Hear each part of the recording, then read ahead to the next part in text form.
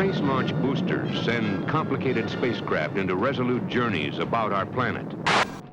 We choose to go Tranquility Base here. The Eagle has landed. The Atlas was given the highest program priority. It took a crisis, the space race. The decade of so-called détente. Houston, you're go for landing. Over the last 50 years, Air Force space and missile programs have created amazing changes in the way the United States preserves the peace and, when necessary, fights wars. A technology explosion that past generations could only dream about has provided profound improvements in American military operations. This is the story of those 50 years.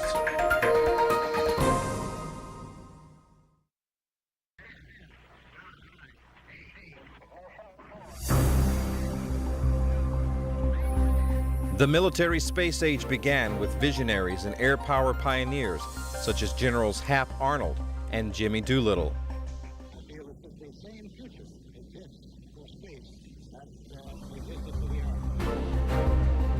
Immediately after World War II, while the Cold War threat from the Soviet Union was growing, studies for the Department of Defense confirmed that intercontinental ballistic missiles could be used to launch satellites.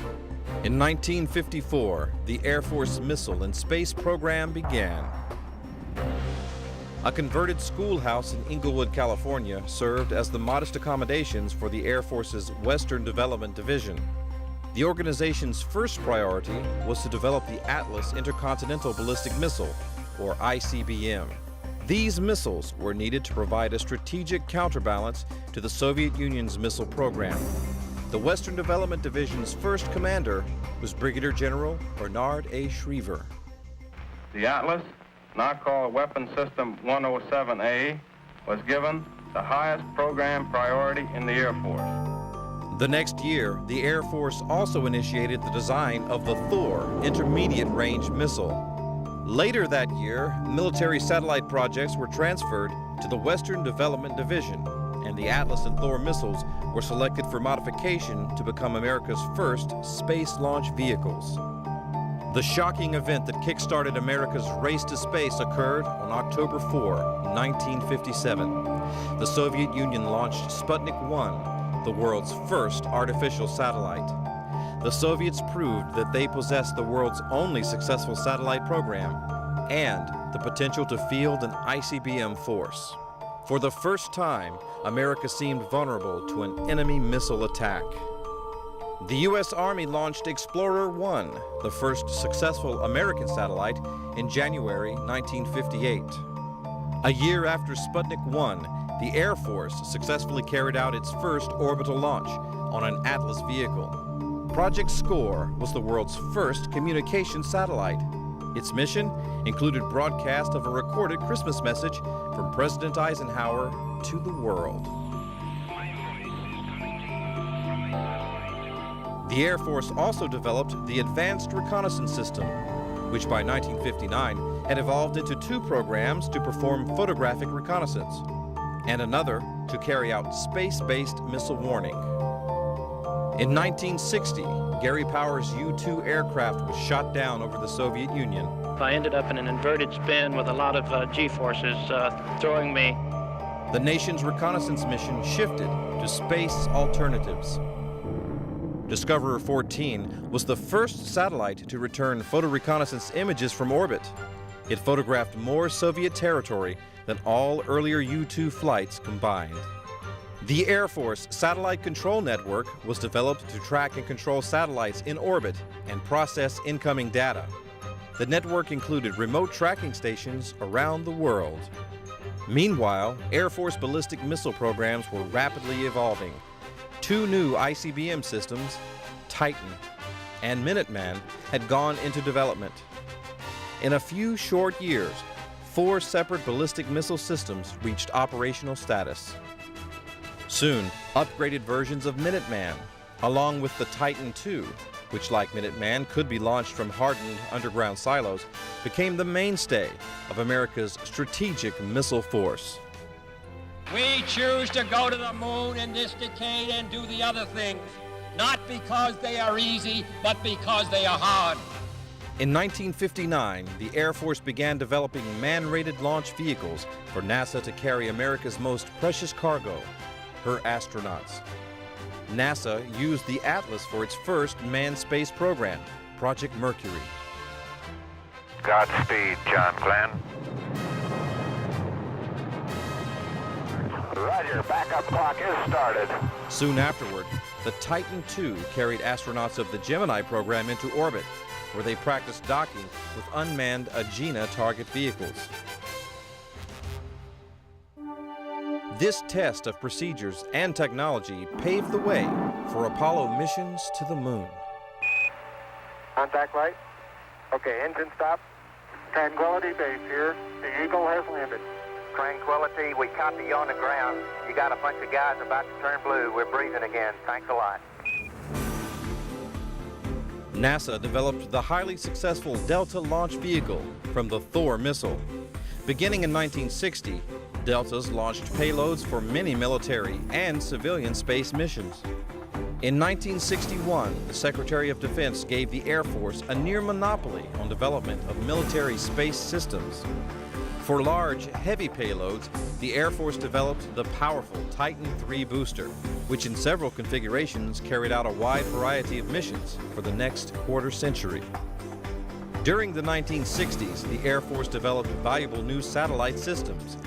The Defense Meteorological Satellite Program, DMSP, conducted weather observations required for photographic reconnaissance and other military operations. The initial Defense Communications Satellite Program sent both voice and photo data.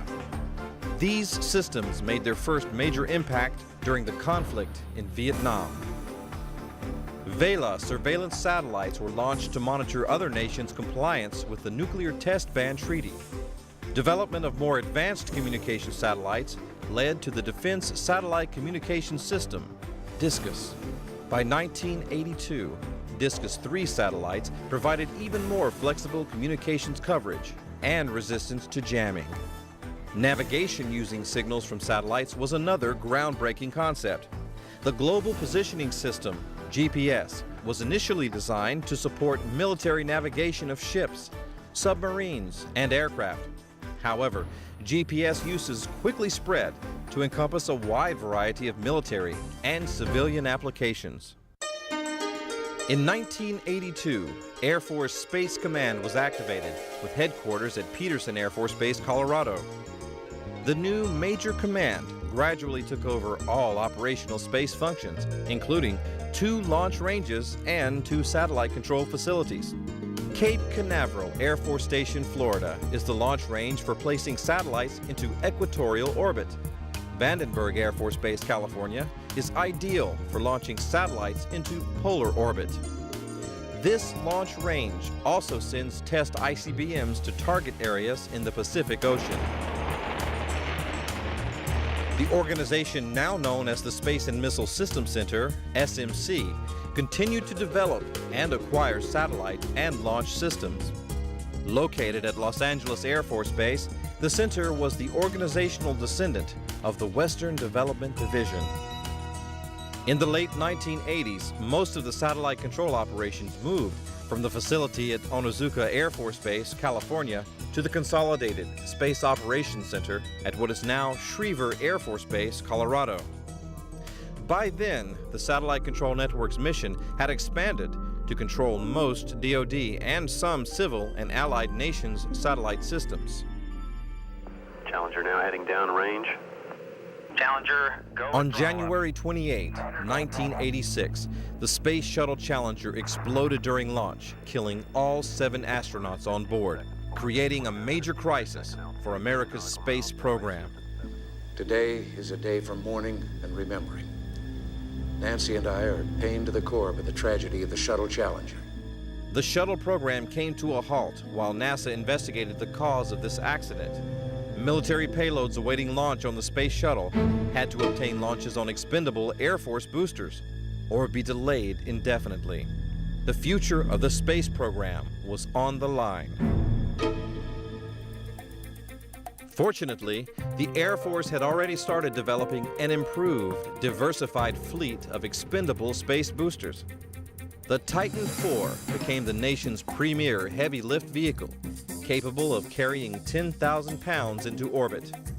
Deactivated Titan II ballistic missiles were converted into launch vehicles for smaller payloads.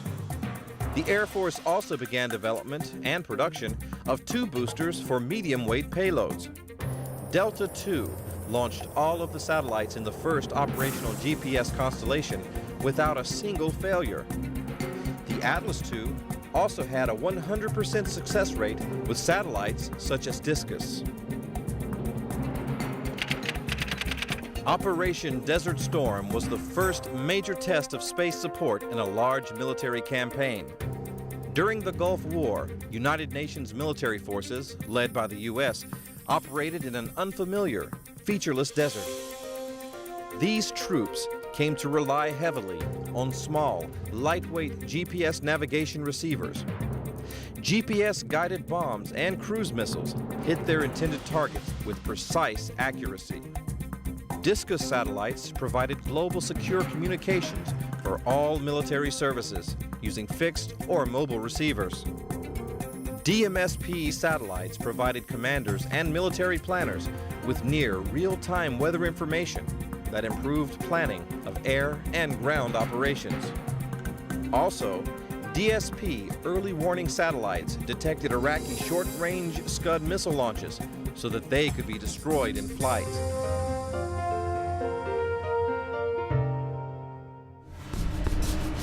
(1991) also saw another momentous historical event, the collapse of the Soviet Union.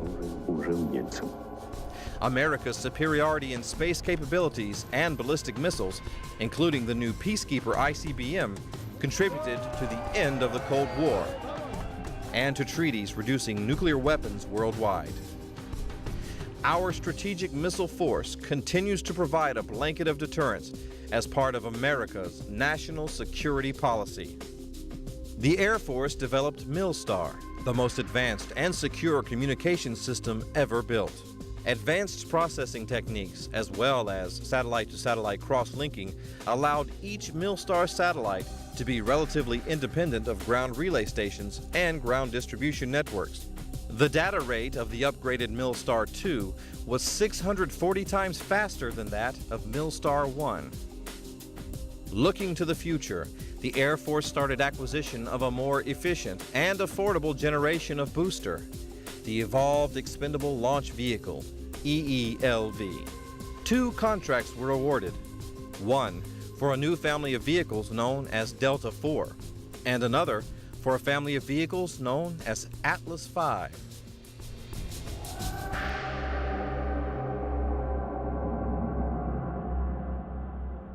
By 1999, America's warfighting dominance in space was even more advanced. The coalition victory in Operation Allied Force in Kosovo demonstrated for the first time in history that a major conflict could be won with airstrikes alone and without a single coalition casualty. By now, GPS had achieved full operational capability with 24 satellites in orbit.